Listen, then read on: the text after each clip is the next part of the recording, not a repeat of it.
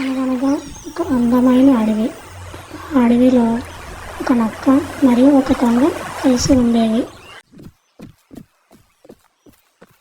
నక్క చాలా చురుగ్గా తెలివిగా ఉండేది.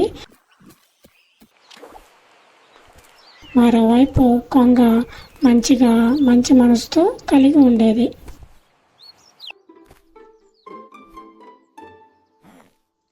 ఒకరోజు నక్క కొంగ దగ్గరికి వెళ్ళి ఒకరోజు రాత్రి నక్క ఇంటికి ఎందుకు రమ్మని ఆ నక్క కొంగని ఆహ్వానిస్తుంది.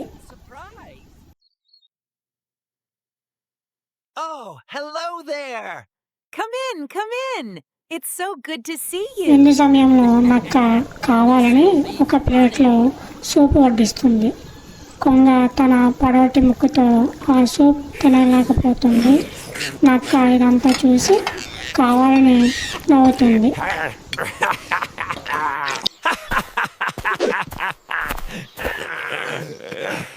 ఇదంతా చూసి కొంగకి చాలా బాధగా అనిపిస్తుంది. కానీ అది తక్షణ ప్రతీకారం గురించి ఆలోచించి తర్వాత రోజు కొంగ నక్క ఇంటికి వెళ్ళి, Good morning, Mr. Fox. I was hoping you might join me for dinner this evening. Why, that sounds delightful.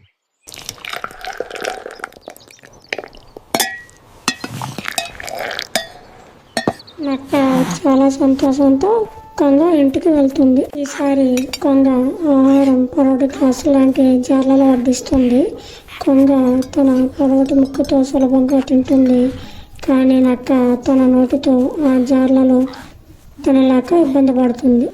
నక్క చివరికి తన తప్పును గ్రహించి కొంగని నిర్లక్ష్యంగా ఎలా ప్రవర్తించిందో గుర్తొచ్చి బాధపడుతుంది.